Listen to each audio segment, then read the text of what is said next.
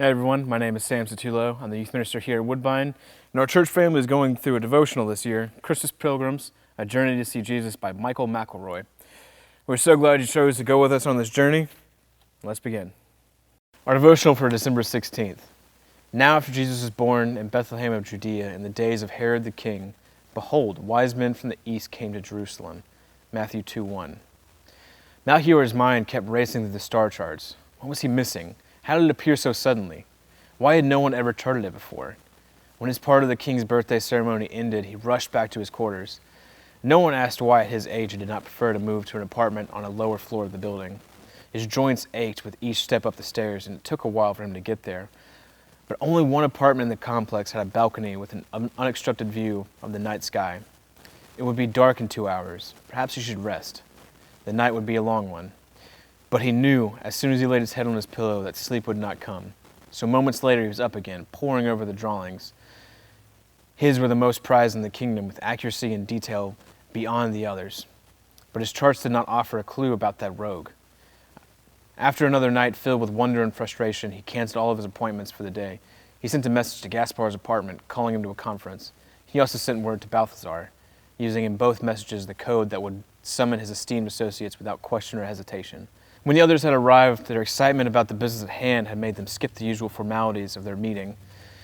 Gaspar had his scrolls, Balthazar brought the bag that held the funds.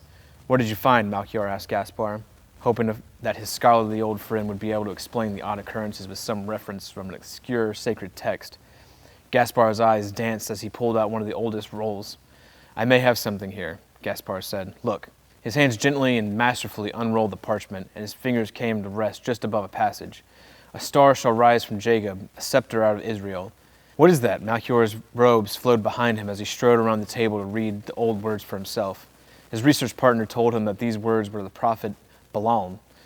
Although the prediction was contained in a Hebrew scripture, Balaam was not one of the Hebrew God's prophets, but rather a Gentile employed by Balak, a king of Moab, to curse his enemy Israel. The prediction was uttered during a rather humorous incident in which Yahweh kept turning Balaam's attempts to curse Israel into blessings. It's from the Hebrew scriptures, it seems to fit. If it's true, the new king, a different kind of king, is on his way, Gaspar reasoned aloud. "Israel hasn't been a real player for centuries now," Balthazar scoffed. "But the old stories are pretty convincing. Maybe there's something to the prophecies after all," said Gaspar. An idea, a suggestion from beyond their own reasoning was taking shape in their minds. They walked out on the balcony and peered in the sky. It was unmistakable. "Israel calls this coming King Messiah," Melchior said aloud. "Is the star his calling card? Has the promised one arrived?" Melchior and Gaspar looked to Balthazar, their treasurer. "The journey will be a long and difficult one." Balthazar was telling them what they already knew. The proper gifts alone will cost a fortune. He realized that his analysis was not going to stop this idea. The star's bright beam beckoned to them. Its magnetism drew them. The seekers were about to hit the road. No one really knows who the wise men were, or exactly where they came from. Who do you imagine they were? Thank you so much for joining us today on our journey to see Jesus. If you'd like your own copy of the book, just go to Amazon.com, type in Christmas Pilgrims and the author's name, Michael B. McElroy, to pick yourself up a copy. We want to wish you a Merry Christmas, and we hope this is the best one you've ever had.